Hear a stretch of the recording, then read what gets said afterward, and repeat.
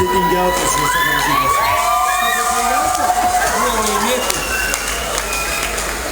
Dabar praeitais metais jūs visur pralaimėdavote. Mes 3 metus iš eilės, reiškia, bandėm laimėti, bet mums nesigavo ir 4. kartą mums gavosi, mes laimėjau!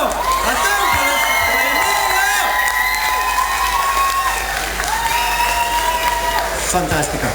Kągi, lenktynės baigėsi, aš supratau, klausinėti, kamantinėti jūsų būtų per daug rizikinga ir naivu. Jūs pavargę, jūs šlovės spinduliuose maudėtės, todėl prisiminkime, kasgi mums padėjo organizuoti šias lenktynės. Tai Lenovo reportažas jums visiems, mėly televizijos žiūrovai.